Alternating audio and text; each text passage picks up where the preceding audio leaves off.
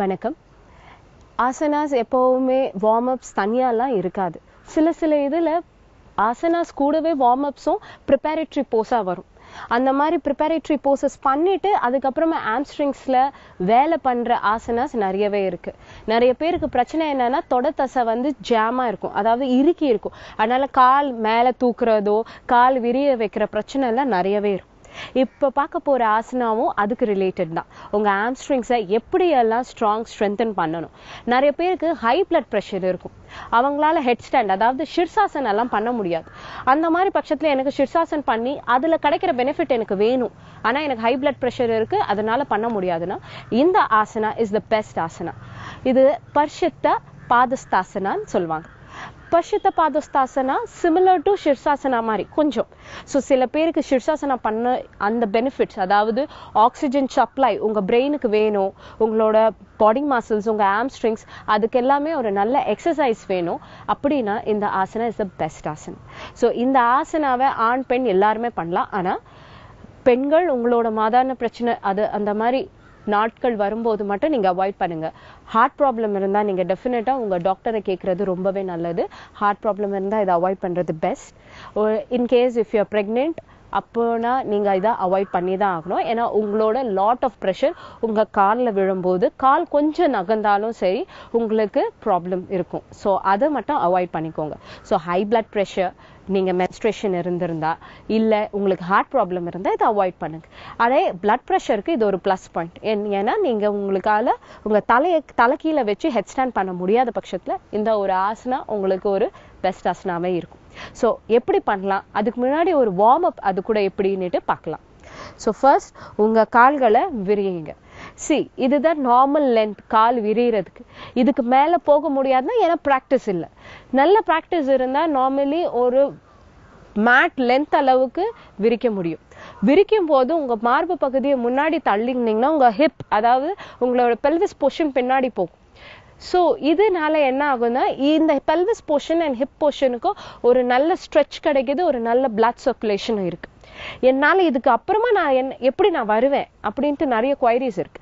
நீங்க டக்குன்னெல்லாம் வர்றதுக்கு அவசியம் இல்லை. மெதுவா உங்க கைகளை கீழே வச்சுட்டு ஒரு முட்டி அமுக்கி பின்னாடி தள்ளுங்க.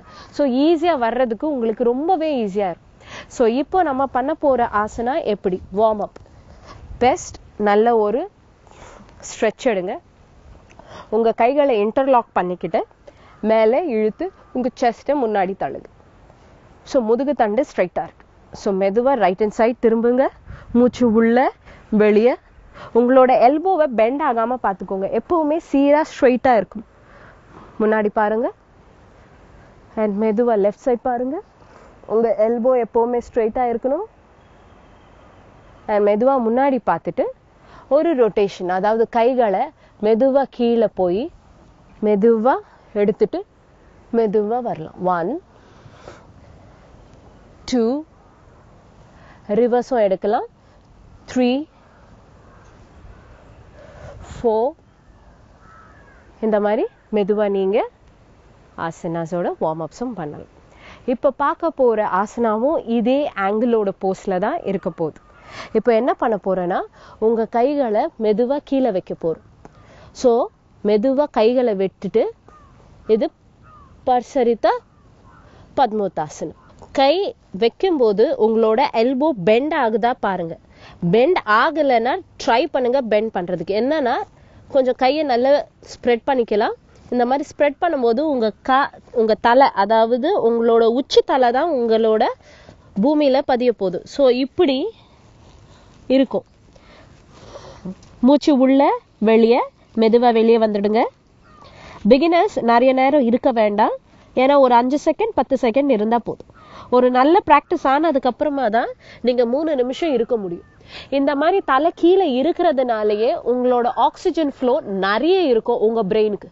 ஸோ எப்பவுமே சோர்வடையாம சுறுசுறுப்பா பிரெயின்ல எப்பவுமே நல்ல பிளட் ஃப்ளோ இருக்கிறதுனாலயே உங்களுக்கு அந்த ஃப்ரெஷ்னஸ் எப்பவுமே இருக்கும். ஸோ இன்னொரு தடவை பார்த்துடலாம். ஸ்ப்ரெட் பண்ணிட்டு கையை நல்லா ஸ்ப்ரெட் பண்ணிக்கோங்க. எவ்வளவு லென்த்துக்கு இருக்குன்னு பார்த்துக்கோங்க. ஏன்னா லென்த்துக்கு இருந்தாதான் நீங்க கீழே போகும்போது உங்க தலை கீழே பதியும். மெதுவா வெளியே வந்துடுங்க. இல்ல என்னால என் தலைய கரெக்டா பெர்பெண்டிகுலர், அதாவது கையும் தலையும் ஒரே லைன்ல இல்ல அத பட்சத்துல பரவாயில்ல, ஒரு பிரச்சனையும் இல்ல. உங்க கைய கொஞ்சம் முன்னாடி 1 இன்ச் முன்னாடி வச்சு நீங்க என்ன பண்ணுங்க, தலைய கீழே வைக்க பாருங்க. It will be very easy for you. ஏன்னா உங்க எல்போ கீழே விழுந்துடுது டோட்டலி. ஸோ இப்படியும் வைக்கலாம், ஒரு பிரச்சனையும் இல்லை. ஸோ மெதுவா மேல வந்துடுங்க. இது ஒரு எக்ஸ்பர்ட்டா சொல்ல முடியாது, ஒரு பிகினரா நீங்க இதை ட்ரை பண்ணலாம். இல்ல உங்களுக்கு உங்களோட மெதுவா மேல வந்துடுங்க. இல்ல உங்க ஆம்ஸ்ட்ரிங்ஸ் ரொம்ப உங்களுக்கு வலிக்குது, என்னோட ஆம்ஸ்ட்ரிங்ஸ் விழியல, தொடப்பகுதி டைட்டா இருக்கிறதுனால என்னால கீழே போக முடியாத பட்சத்துலதான் கையை கொஞ்சம் முன்னாடி வச்சு தலைய வைக்கலாம். அதுவும் பண்ண முடியலைன்னா மெதுவா தலையை மட்டும் கீழே குனிஞ்சு வைங்க. 1 நாள் 2 நாள் பிராக்டிஸ் பண்ணதுக்கு அப்புறமா தான் உங்க காலே சரியா ஸ்ப்ரெட் பண்ண வரும். கால் ஸ்ப்ரெட் ஆச்சுன்னா டெஃபினெட்லி உங்களோட தலைப்பகுதியும் கரெக்டா கீழே பதியும். பிகினர்ஸ் இருந்தாதான் நான் கொஞ்சம் கையை கொஞ்சம் முன்னாடி வச்சிங்கன்னா உங்க தலை கரெக்டா கீழே பதியும். அதுவும் பதியலைன்னா நார்மலி என்ன ஆகும்னா உங்க ஹாம்ஸ்ட்ரிங்ஸ், அதாவது தொடப்பகுதி ரொம்பவே இருக்குனாப்புல இருக்கிறதுனால தான் உங்களால முன்னாடி போக முடியும். பரவாயில்ல, தலையை கொஞ்ச நேரம் கீழே வச்சுட்டு இருங்க. உங்களுக்கு கொஞ்ச நேரத்துக்கு அப்புறமா தலையை மேலே எடுத்துக்கிட்டு ரிலாக்ஸ் பண்ணிக்கலாம்.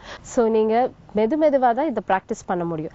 தலை கீழே பதியலன்னு பரவாயில்லை, மெதுவா நீங்க கையை முன்னாடி வச்சு உங்க தலையை கீழே இறக்கிட்டு மூச்சு உள்ள வெளியே வரும்போதே உங்களோட முதுகு தண்டு கொஞ்சம் கேப் விடும் போது உங்க உச்சந்தலை கரெக்டா உங்களோட மேட்டில் அழகா பதியும். ஸோ டெய்லி ப்ராக்டிஸ் பண்ணிட்டே இருங்க. நாளைக்கு இன்னொரு ஆசனாவோட நான் உங்களை சந்திக்கிறேன்.